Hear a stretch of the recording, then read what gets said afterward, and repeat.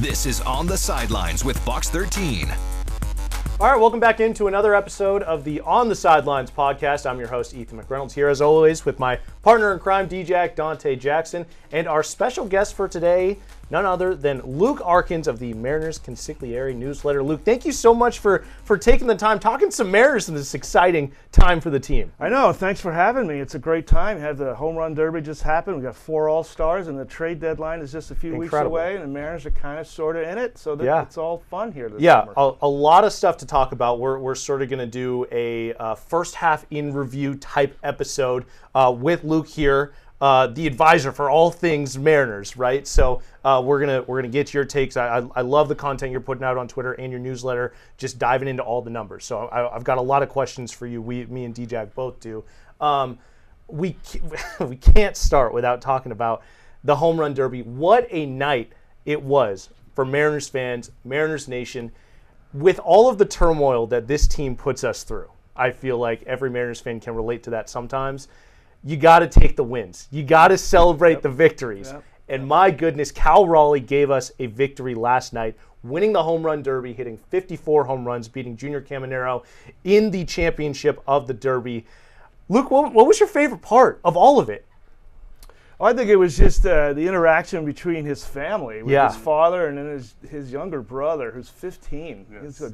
He's a big guy. Big kid. Big guy. Future Florida State Seminole, potentially. Probably. He's a legacy there. Right now. Yeah. But when you think about it, it's just like you said, there's so many things that are so difficult for Mariners fans. You got to take the wins. Yeah. And it was just like a feel-good night for Mariners fans. I honestly didn't think he was going to get there, and I know that his spat speed and some of the other things that Mike Petriello from MLB was talking about on the StatCast version of the broadcast made it sound like he was probably the lower end of favorites, but he was just steady Eddie. He just got through, kept getting through, and then he was there at the end. And like anything else, Cal Raleigh is going to be prepared for everything he does, and it just showed again last night. Never bet against Cal Raleigh. DJ, what did you think? Well, if I had any word to say, it's storybook. Yeah. I mean, it's just like, a middle chapter, almost to the end chapter of a storybook season. You're talking about a family affair with the little dumper, now they call him the brother, and dad beans him and actually hits him. Yeah. You couldn't, and then to actually advance out of the second round by inches from what I hear, to advance. Less than an inch, I believe. It seems like the stars are aligned for Cal Raleigh. I hate to talk that way, but it's a storybook season so far for Cal Raleigh. Well, it is, yeah. Yeah, he's on pace for 64 home runs right now at 38 through 96 games in the season. That would break the American League record set by Aaron Judge. Roger Maris's record, he broke Roger Maris's record that stood for 60 years as a catcher, as a switch hitter, handling this pitching staff, hitting from both sides of the plate, playing almost every single game. He said 2 full games off, 1 game where he didn't start and still ended up, winning the game with his bat. I mean, it's just absolutely incredible what Cal Raleigh is doing. Luke, I want to go to you with Cal in this historic start to the season. What do you see? What do you expect for him in the second half? Do you see any sort of drop off? I think you're going to see some drop off. Yeah. I mean, if you look, Mike Petriello mentioned. I was kind of angry he mentioned it last night because I was going to mention it, but I'll mention it anyway. So since June 29th, he's had 46 at bats, like 60 plate appearances. And he has 7 hits, and all but 1 are a home run. So he's it's sort of a feast or famine for Cal right now. Mm-hmm. So perhaps he'll come back out of that. I will say that he had like a 960 OPS last September. So even though he's a catcher, there's a possibility he will keep going along. Again, as we mentioned, don't bet against Cal Raleigh. And so I do think there's a possibility of some regression just because catcher is so difficult. Yes. Your hands get beat up. There's just a lot of opportunities for him to get slowed down a little bit. But man, what a season it is regardless. If you had to put a number on home runs that you would project towards the end of the season, I'd say he might get to 50. 50 is my number. What would be your number? I'd say 50 is a good number. That's a very good number. It sounds like it's not a lot, but it is when you consider the position the dog days of summer. He has to play half his games at T-Mobile Park. Although he's doing extremely well at T-Mobile Park this year, way better than he's done any other season, which is part of the reason when you look at his numbers, what's so much better about him? That and the fact that as a right-handed hitter, he's so much better than he has been in the past. So, I'm kind of making a case for why he should decline, but I'm also making a case for why he might overcome those issues. So. And like I said before, it seems like the stars are aligned. I mean, advancing to the next round by inches, winning the home run derby, hitting, tying Griffey for the franchise lead in home runs. It just seems like everything is lining up for Cal, and that's why you can't count Cal out. Well, do you think he gets to 56? Do you think he gets to Griffey's franchise record? I would say no. I think he would be lucky to get to 50. I mean, 12 more home runs the rest of the year. You're talking about a torrid pace, and people get it misconstrued. The All-Star game is 92 games in. Right, yeah. If not more, I believe. 96. 96 games in. It's not the halfway point. So he doesn't have another half of the season where you double up those home runs and think he can get to 70 or high 60s. No. I say 50 is a good number, a good round number, and that's still a great year, a historic year if you ask me. He's already made history as a catcher. Now he needs to make history as just a player. He's on pace with Bonds. Whoever thought? I mean, who would think we have that? prime Barry Bonds in the lineup. We have prime Barry Bonds. And the other thing, what's going to happen to him is something that happened to Barry Bonds. He's not going to see as many good pitches. I was just going to say that. Yep. Right. Which makes what he's doing amazing because they're already starting to walk him. I mean, his walk rate is pretty high. So, I mean, with that being said, and he's still hitting the ball over the fence, I mean, this is an amazing year for Cal Raleigh. Well, and I think the most impressive thing, Luke, you bring up, he's not seeing as many good pitches to hit because he's recognized on this national scale. He's right up in front of that MVP race. He's not pressing. He's taking his walks. He's making the pitchers come to him, which, I mean, how long have we been saying that about Julio Rodriguez? Don't press, hit the mistake pitches. Don't go out of your way trying to make things happen. Let the game come to you. And I think that's the most impressive part about Cal Raleigh's whole demeanor. I mean, you saw him at the home run derby, as cool, calm, collected as we always see him. And that's been, Jeff Passan wrote an incredible article on ESPN.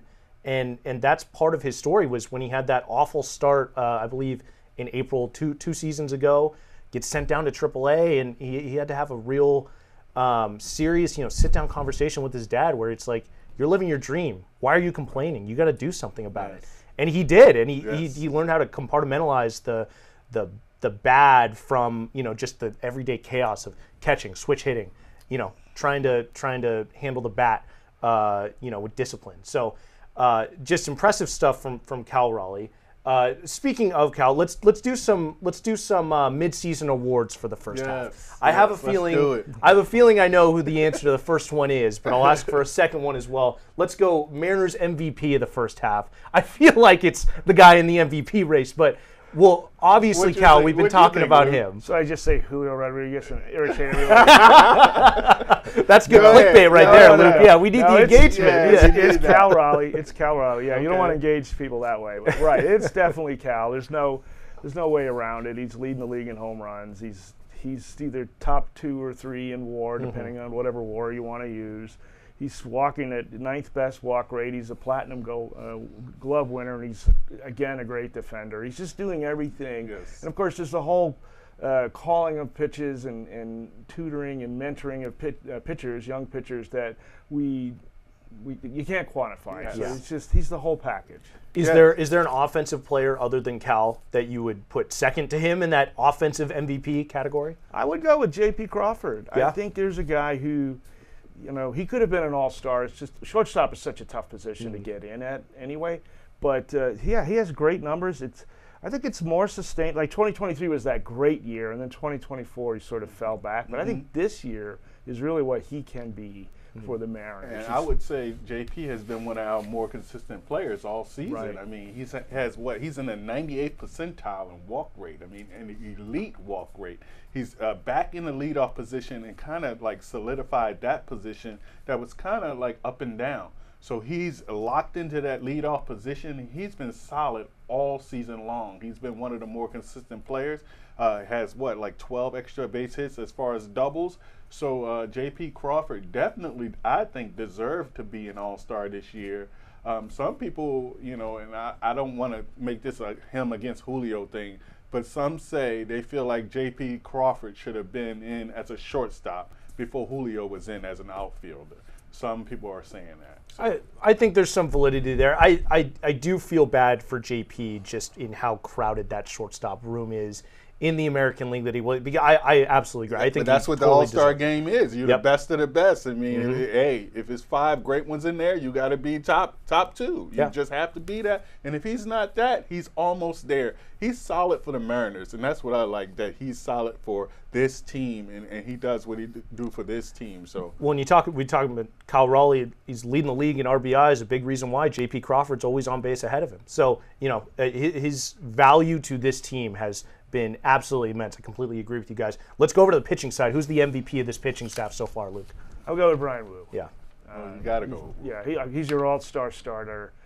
He's the guy that's made all his starts. He's gone at least 6 innings in all of his starts. I mean, that's exactly what they need and what we hope we would have received from some of the other arms who have been injured or ineffective this year.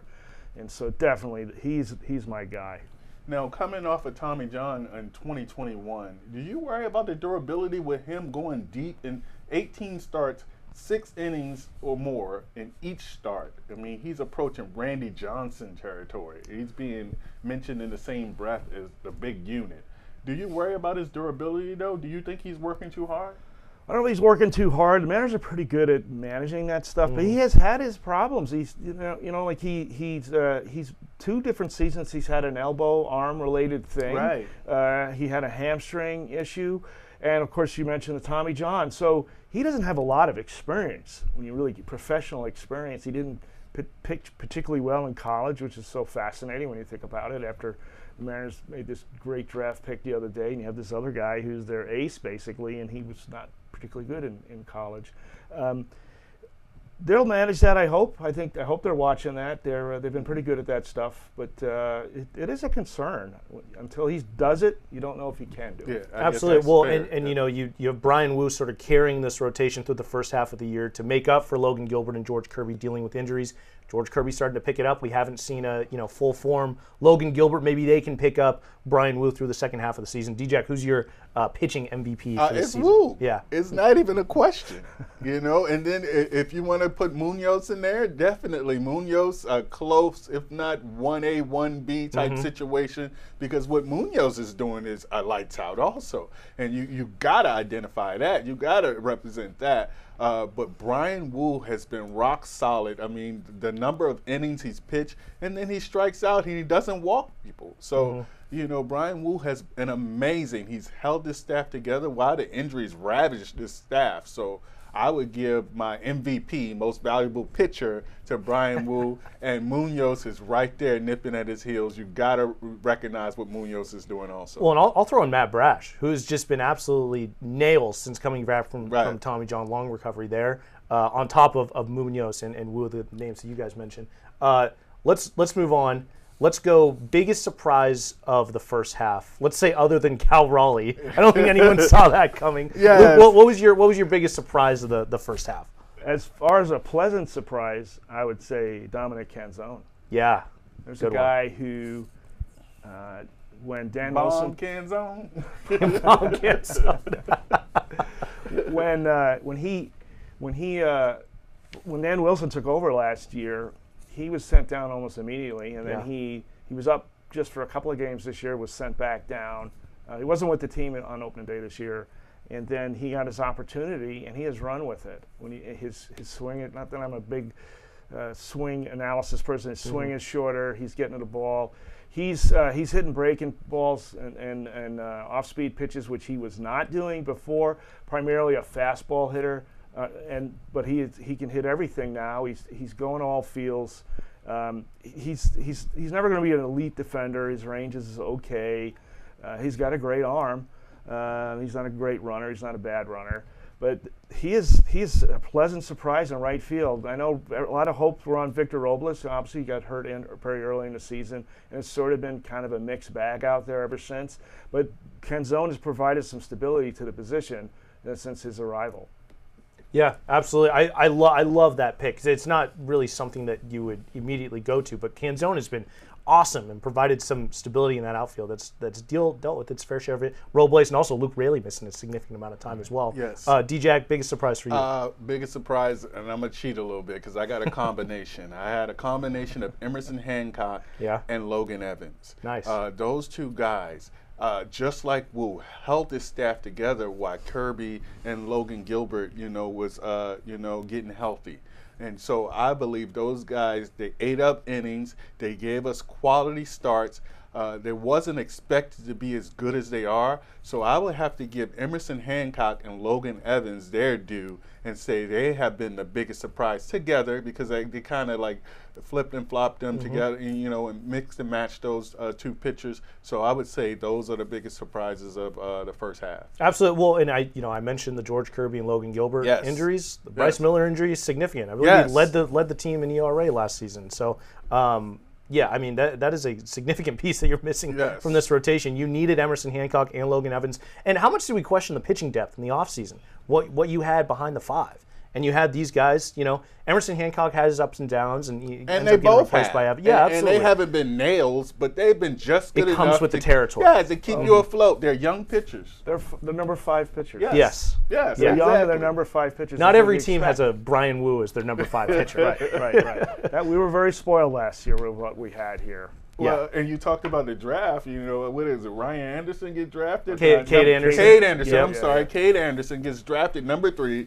Everybody says he's the most major league ready pitcher, and he can. His projected year to be in the majors is 2026. So, you go ahead and slide a College World Series champion pitcher into a rotation, and it begs the question: who's going to be the odd man out, Luke? Well, probably the guy that's hurt. So, because there's going to be injuries, I'm afraid. Yes. But you never worry about having too much starting pitch. Remember how we thought that? How we could have traded Luis? Imagine if the Mariners had traded Luis Castillo in the offseason, or Bryce Miller or George Kirby. How would that? Yeah. How would we look now? Well, Brian Wu, right? Or Brian Wu, right? Not Wu, but if anybody else, it depends on what you get back. Because if you got somebody hitting in that place, then I'll tell you, with the Luis Castillo trade, you would have been getting Tristan Casas back, and he has not been it. And he's hurt. This season. He's hurt. Yeah. So, isn't he? He's out for the year, right? I think so, or at least long term. Yeah. So, that's a fantastic one. And at the time, I was like, how are you not making this deal? Just because you needed bats that badly. But the offense surprised top 10 in runs, top 10 in most statistical categories. We're past the halfway point of the season. Through the first month of the season, I wasn't really sure if this was for real or a little blip. They had sort of that downswing in May, and they've really turned it around and been pretty consistent. Aside from that Yankees series right before the Tigers series, which isn't that just the perfect, semblance of what this team has been all season? Very inconsistent at times. That sort of takes me to my next question, Luke. What do you make of this Mariners team overall throughout halfway through the season? We've done MVP awards. I forgot biggest disappointment. Oh. I did forget. Let's get to the other half of the inconsistencies of this Mariners team. Luke, do you have a biggest disappointment this season? Well, I think the clubhouse leader is Julio.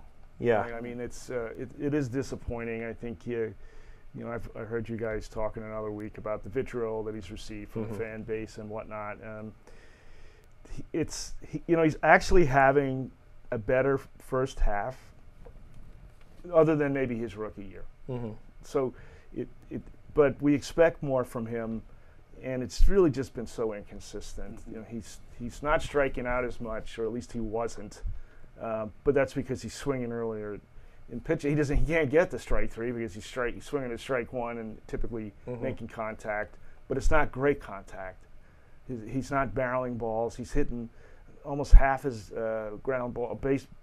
batted balls are ground balls.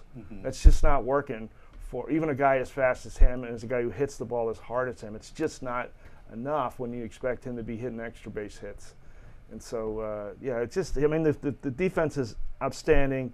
The base running is still superb.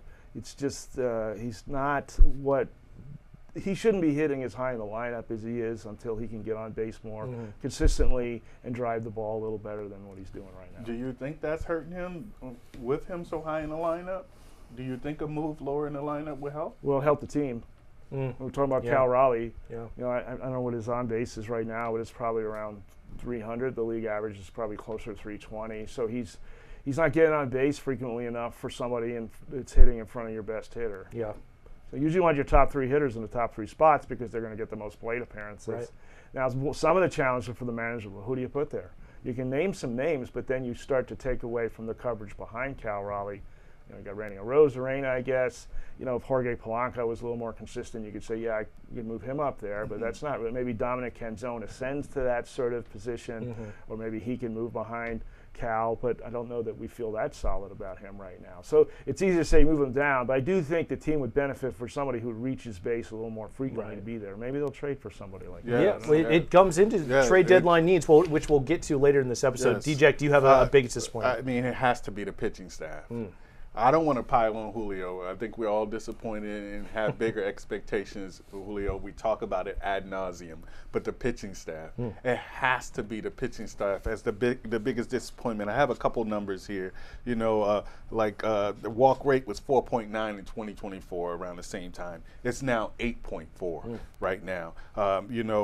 Quality starts was 58% in 2024, and now now they're 33% this season. So you're not getting the same number of quality starts from these pitchers. Now they're finally starting to get healthy, but now you worry about the bullpen being overworked, and they're projected to pitch over 600 innings in this season. So the bullpen is now, once we get the starters healthy, it's just a domino effect. The bullpen is liable to go down because they're being overworked. So the pitching has been the biggest disappointment on this Mariners team. Julio is definitely in a close second coming there. And just the health of the team has been very disappointing, and it's nobody's fault. I mean, it happens to every team. But just the injuries, it seems like when one player gets healthy, the staff starts to get healthy, somebody else's goes down or another part of the team goes down. So I need this team clicking on all cylinders with everybody healthy to see what they have. We haven't seen a full Mariners squad yet. Yeah, Dante makes a great point about the importance of the pitching staff. Yeah. This organization is always going to be a pitching first, or it has to be because of the ballpark. It just has to be. And so when they're not delivering, it's their strength, and it's sort of been their weakness this year, and that is really the bottom line. And you got the offense is right there. They're not top, but they're close to the top. So if the pitching just it plays to the back of their baseball card, as we all say, I think this would be a team in contention for the wild card in the playoffs right now. Well, and to sort of build off that, I would say, my biggest disappointment, because, pitching injuries are sort of inevitable in a way in today's, day and age. And Luke, you mentioned you can never have too much starting pitching, right? So I feel like my disappointment is that you didn't take advantage of the 3 years prior to this one that you had just sparkling pitching health. Yes. Like, 3 years in a row, you were top 3 in innings pitched by your starting rotation. You were top 3 in quality start by your starting rotation. So the fact that, in hindsight's 2020, even better than 2020. No, because we were saying it the whole time. Every year, we were saying, crossing our fingers and saying, this pitching staff has been healthy. When is somebody going to go down? We need to capitalize right now. Every year, the fans been hollering this from the top of the Space Needle.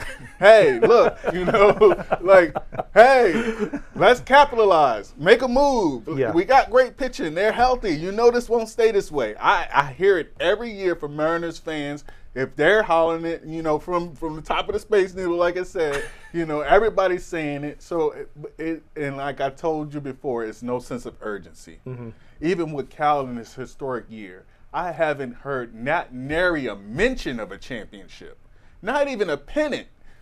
So like that, they need to speak this into existence, and they need to go all in on this team. You have a catcher with a historic season. You have young talent in place. You have pitching, you have prospects to make moves. What's the problem? What's the holdup? I'm waiting for that move, and I need it yesterday. Yeah. Yesterday, that move need to be made for Ronald Acuna Jr. or whoever else you rumored to get. They need to get him right now. Have that sense of urgency. We want a championship as Mariner fans. We are starving. Yeah. Well, unfortunately, one of the best pitching rotations, in my opinion, of all time last season goes to waste. And if you waste Cal Raleigh's season this season, that's even more of a crime, in my opinion. So that brings me to my next question that I teased a little bit before that. Luke, I'll go to you first.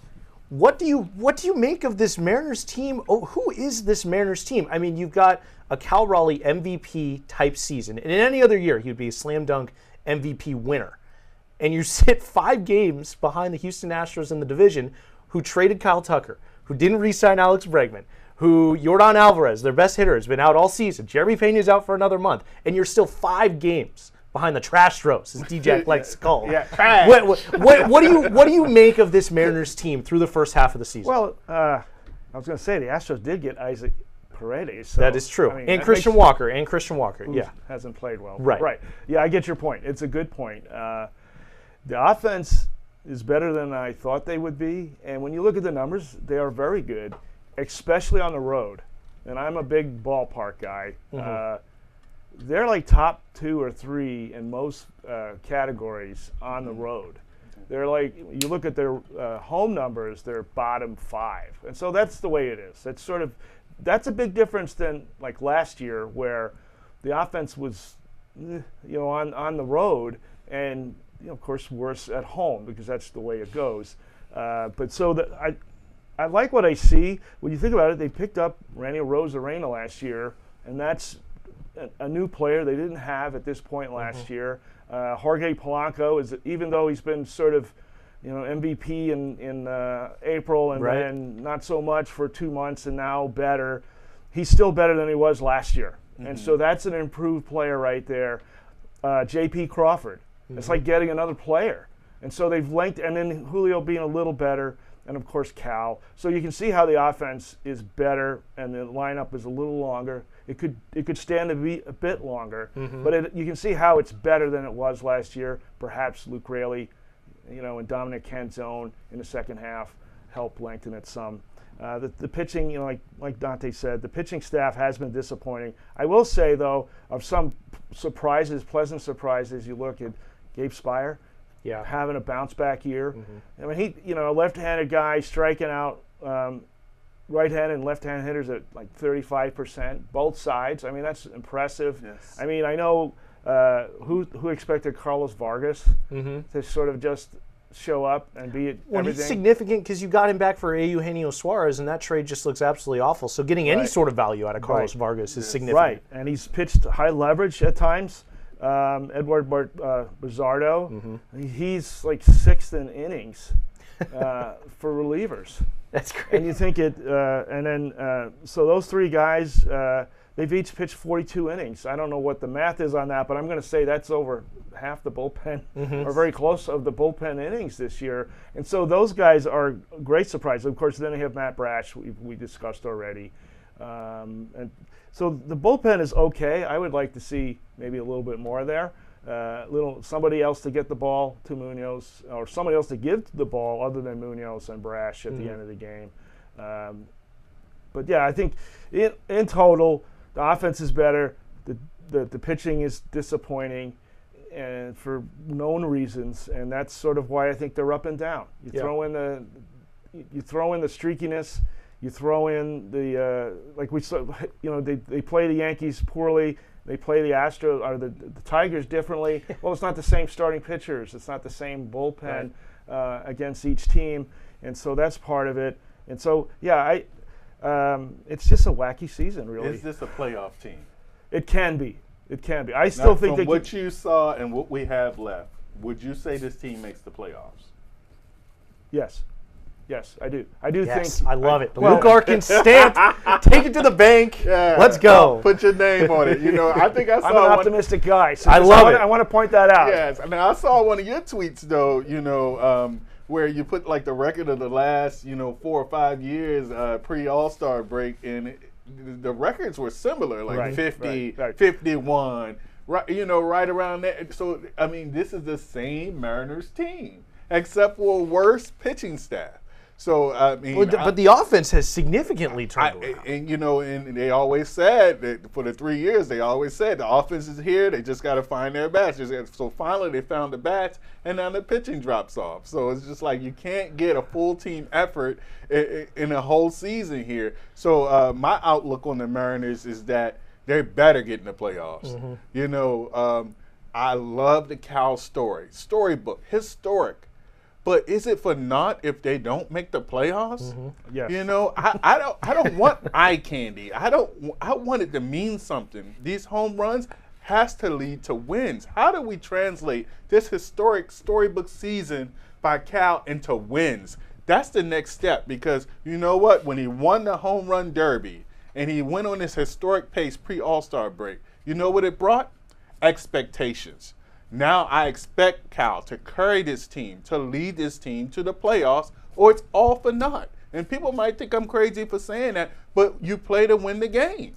And we want wins. We want championships, and that's what it's about. I'm tired of the feel-good stories. It's a great story. Nothing personal to Cal. It's great that he's doing this for the Mariners, for sure, but I don't care about any of that. I want playoffs. I want wins. I want championships.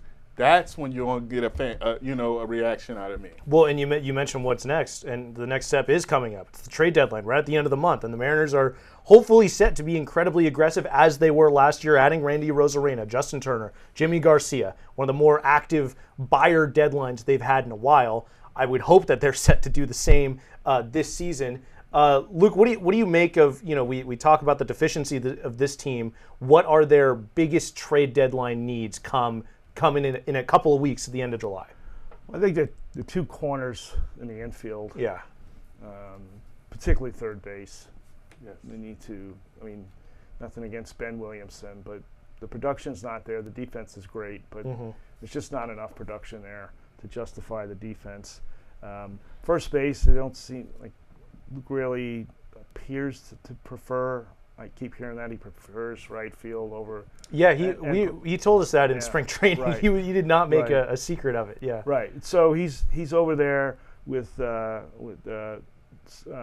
Solano, and I like Solano. I've pulled for Solano, but look, he's 37. He's not going to be your everyday first baseman, even if he can hit left and right-handed pitching. So you can see something there. And if they could go internally with someone like Tyler Locklear.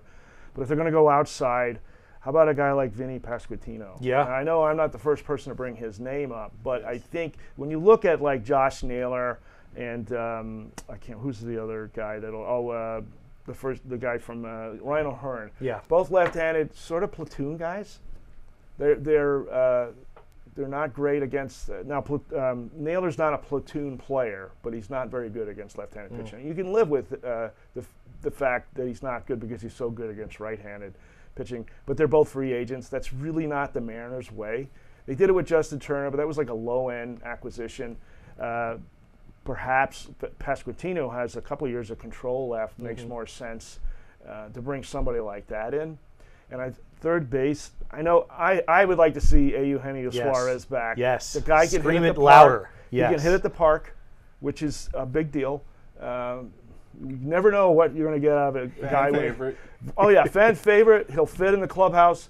There's no downside to that. He hasn't done great on the road away from Arizona this year, but I wouldn't worry too much about that because he has performed here. He's going to probably strike out more here than he does there because everybody strikes out more in T-Mobile Park, but that's just the way it goes. But perhaps if they want to get a lower-end guy just for the end of the year, a guy like Willie Castro is a name I heard today. Yeah. That makes some sense. He can play around the diamond a little bit, but he's a good player. He could move into third base. He would be better than Ben Williamson. And you're not giving up on Ben Williamson. And that's the other upside with Suarez. You get a guy for the rest of the year, but you're not giving up on.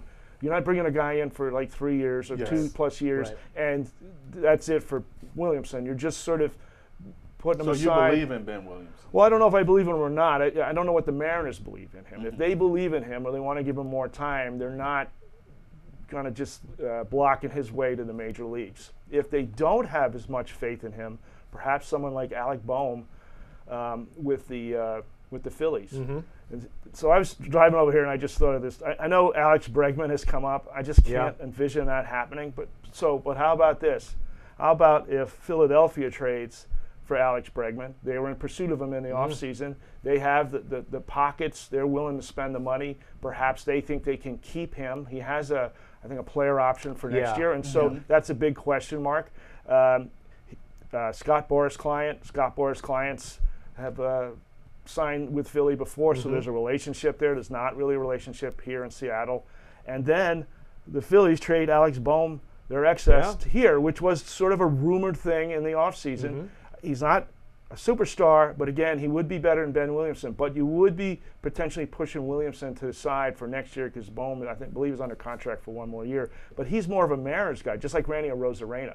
They got Randy not just for last year, but also for this year, and so that's how they generally work. Yeah, they like those controllable years, and I love that. A little 3-team swap, NBA deal. Trade. Let's make it happen. Rob Manfred, come on, make it happen. You heard it right here on the sideline. We heard it first. Hey, but the only thing I don't like, and this is just me, I don't want to hear nothing about control. I don't want to hear nothing about years. I just want you to go for it. And maybe I'm not living in reality. I want that sense of urgency where they say, we're going for it this year. If he's a free agent, if he's got a day left on his contract, if he's a good enough player, I want him here. Now, what do you think about the Ronald Acuna Jr. Rumors? I mean, it seems like he would be a player that fits in. D-Jack loved the Stars, if you don't know that about me. I love the Stars. I want somebody that's going to perform when the lights are on. I always tell the kids, when the lights are on, you got to perform. And Acuna has done that. He's a former MVP. What about that move?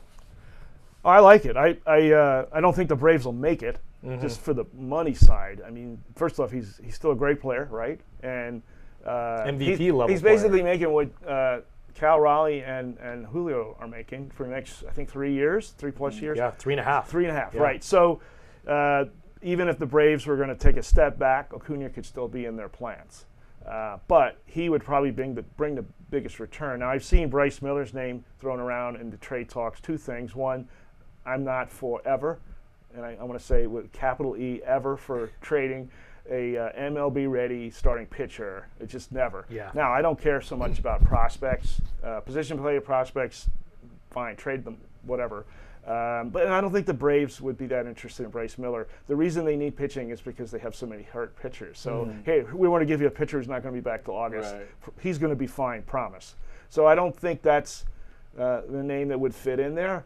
But so that would be the stop on this trade is Bryce Miller for Acuna Jr.? Well, you just find another name. That's all I'm saying. Okay. Just somebody who's not contributing to the rotation or should be contributing to rotation right now. Again, if you're trying to win now, you shouldn't be taking away from something that you need to be a strength. Even if you got Acuna, you still need that pitching staff to be at the top shelf. So now I kind of joked in a way on Twitter about Kate Anderson. Yes. Because it was sort of just a poke at fans and was just playing around. Bring him up right now. Yeah, would you if you could trade him to get Acuna or somebody of that ilk, would you trade him? And most fans said yes. Of course, some pointed out correctly they can't trade him right now. And you can't trade him after the World Series. And you can't you used to be able to make him a player to be named later. Oh. Okay, and then trade him. Yeah. You can't do that anymore. He has to be eligible to be traded when the trade is made. And so, but what about in the offseason? Would you trade him? Heck yeah, I would. Yeah. I understand that he's going to be ready next year, but he pitched a lot of innings this year after not pitching a lot of innings last year. Maybe he's the next Paul Skeens, but then again, maybe he's the guy that needs the Tommy next John. Danny Holtzen, or he just might have issues. It might take him a little longer just from a health standpoint. I'm hoping not. I don't want to. Yeah. I'm not wishing that. Right. But I'm a cautious sort of person, and so I don't want to bank on a guy that's never done it. And that's why Ronald Acuna makes so much sense. We know he can do it. Yes. He's done it everywhere. Well, and the Mariners are maybe the one team in the entire league that has the ammunition to actually go out and provide a package that would make the Braves' ears perk up and at least pick up the phone. And when you raised that, I wanted to ask you guys if you would include Cade Anderson, because I love the question, Luke. I absolutely would in a heartbeat. And because he's so close to being MLB ready, as close as any pitcher is in this draft, potentially making his debut next season or in 2027, maybe that plus an extra top 100 prospect replaces Bryce Miller in that deal, so you can maintain this MLB ready rotation. But you've got 9 top 100 prospects. Cade Anderson's probably going to be in there. Is going to make it 10. He's probably going to be your top prospect. Exactly. Like, if not now, when are you going to swing for the fences? With the point of building up a farm system, if you want to be a consistent playoff team, is to be able to have the ammunition to go out and add to this team at the deadline or in the offseason.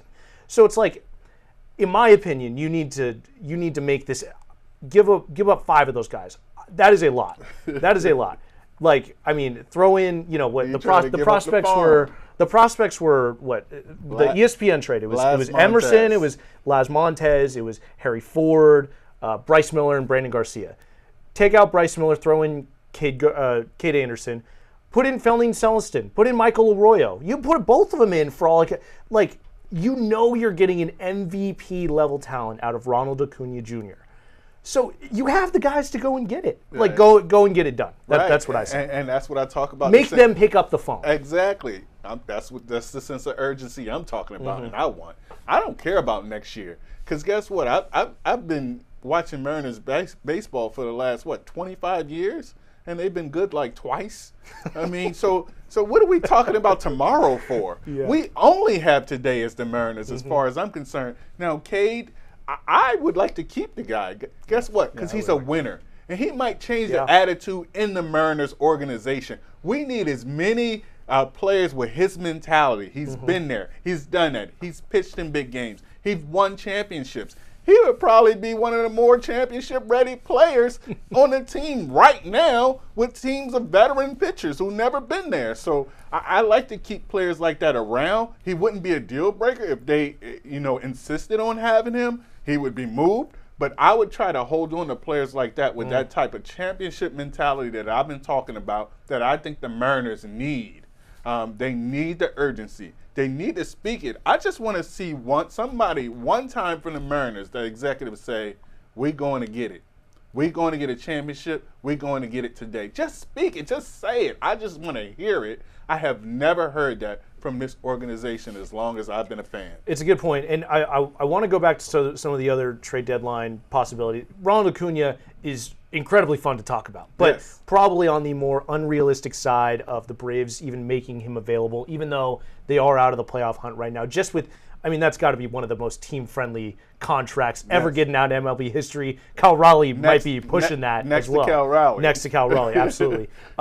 Luke, you brought up Vinny Pasquantino, and you brought up Eugenio Suarez being an awesome locker room fit. I forgot to bring this up when we were talking about the home run derby. I don't know if you guys were tuning into Vinny Pasquantino's Twitter last night. Yeah. It was absolutely incredible. It's box office stuff. The one tweet that the Mariners retweeted, he goes, "Oh, I'm Cal Raleigh. I hit a lot of home runs. I hit from both sides of the plate. I play the most valuable position. I have one of the coolest nicknames in sports. Screw you, man." This dude is absolutely hilarious, and I think would absolutely fit in with this locker room as well.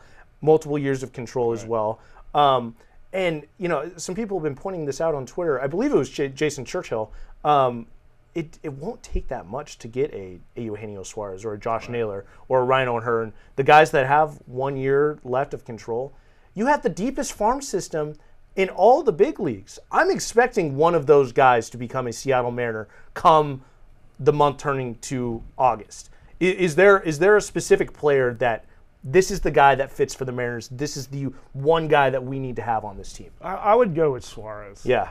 And I think Jason's spot on. I mean, look, I don't know the names. The Mariners traded 3 names for Aranio Rosarena last year. They were outside their top 10 in prospects.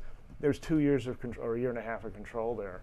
There's only 2 months with Eugenio Suarez. So you're not going to have to – there's only so much value they're going to get. And as far as what's important is what other teams are interested in him. The Yankees probably are interested in him because they're the Yankees and they have challenges at third base. The Mets could probably do. There's other teams with the resources that he could also go to. And maybe you have to outbid those teams. But I think all of the teams are only going to go to a certain level for a player. Like, you're not going to give away the farm for a guy for 2 months unless he's Juan Soto or some. Like Eugenio Suarez, as much as I love him, he's not that guy. Okay? He's mid-30s. It's not like you're getting Justin Verlander like the Astros did, where, they ended up winning the World Series. They got him very end. When the deadline was at the end of August, they picked him up right at the end, and he really was the reason he transformed their organization, in my opinion, other than the trash can thing. But that was pretty transformative. The trash cans. But seriously, he was the guy that got him over the hump. I don't see any of these players we've discussed as necessarily that, but they're very important. And I would definitely look at Eugenio Suarez as the guy to get. I actually wrote a piece on it and said they need to get this guy because there's really not, other than like Bohm and Castro, there's not a lot out there in the third base market either this year or next year. And so, Eugenio, we know who he is. In your experience, I mean, is there reluctance by the Mariners to go for it? Because that's my perception. It's like, what's holding them back? And I'm not just talking about the last 3 years. I'm talking about Mariners history. Like, I mean, is there a reluctance to go for it, in your opinion? I believe that there's a financial reluctance, that there's this, like, adding $17 million for Acuna, it's just not, in baseball terms, it's just not a lot of money. Right. But it is for the Mariners, the way the Mariners run the Mariners. So I believe that is part of what is the issue. Although I will say, next year Mitch Haniger comes off the payroll, and so he's basically Mitch Garver as well. And Mitch Garver. So there's an opportunity there if they wanted to do it financially. But beyond Acuna, I think that's what it is. They just don't want to lean forward sometimes. They did make the big trade for Castillo, and then they ended up extending him, which I believe there's this core belief system that they don't want to add rentals and give away too much. They want to add a player and then make them a Mariner and keep them at least for a year or two or longer, and that's what they did with Castillo. But yeah, there has to be an aggressiveness. But I think they're restrained by finances. You look over the last few years, you can question trades. Every team makes bad trades. Every team makes good trades. But they're just, the signings, particularly when you look at the bench, Donovan Solano, I like him, but that's really sort of a bargain deal. Donnie Barrels? Yeah, you sign him right. Even Rowdy Tellez, who I like. Yes. He fit for a while. It's veteran minimum, right? Like, right. It's sort of. Yeah. It's not a lot of money. It's just just a little money and easy to walk away from, which they did do. But they're not willing to lean in there and make a trade or pay a little more money to convince Carlos Santana to come here instead of Cleveland. Although I think there was probably an emotional tie there. I don't want to throw him under the bus for that particular one. But I think you're onto something. There's just sort of they don't want to take that extra step. And it baffles me because you have one of the best fan bases in major leagues in Pacific Northwest here in Seattle. They support the team, have supported the team, for its existence. So I don't understand the reluctance to go for a championship because I think you have a core in place in the pitching staff and a few young players, and you have a catcher in a historic season right now. It would seem that you would just step out and say, hey, let's go for it. You would think that they didn't know that they are the only major league team to never be in the World Series. They're not even operating in, if I'm anywhere in that executive team, I'm chomping at the bit for a championship, and I understand all about making money. I believe they will make their money if they just win. If they win, the fans will come. That place was electric the year they had that playoff game here. I didn't see a greater atmosphere in a playoff than that. So I don't understand. It baffles me why they're not going for it. Well, I would say too is you have to have the opportunities to go for it. When you look at the market this summer, it's not great. Yeah. Right? Just the names I named. Like they're That's just fair. okay. But when you hear Ronald Acuna, you got to go for it, right? Yes. That's what your point is that when the opportunity is there is to strike, because the reason they're in this point of desperation is because of the underperformance in the off season. They just haven't added the pieces in the off season, so you kind of go into the season using the hope theory that, well, we hope this guy does this and we hope this guy does that, and then somebody gets hurt. You're hoping that the rotation is as good as it was last year. A few guys get hurt, and now it's sort of a problem. And so that puts you in this position. So I agree, they haven't gone for it when they've had opportunities, other than perhaps Luis Castillo. I think that's the guy you got to give him credit for.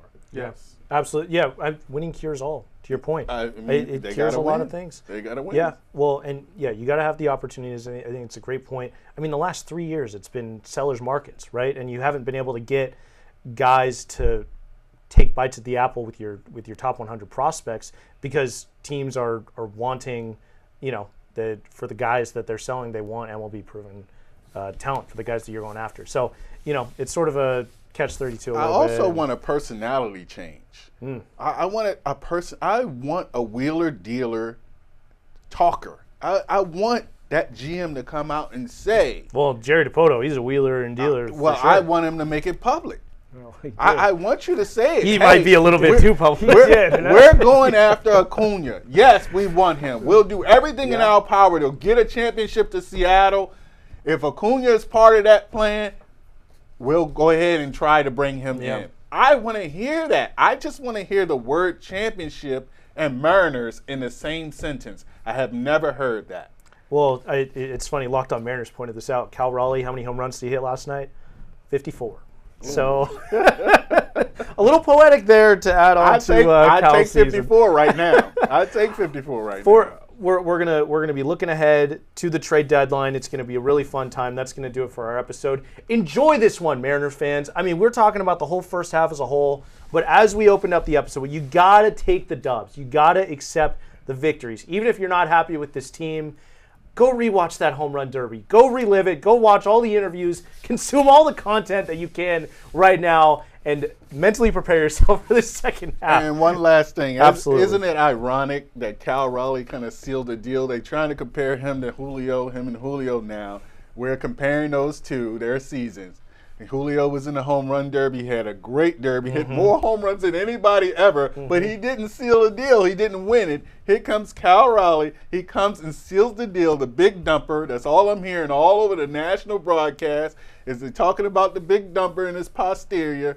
Just know where you heard it here. You heard it here first on the sidelines. Let's go. Well, and at the end of the day, the Mariners have two homegrown position players that are now perennial all-stars or set up to be that.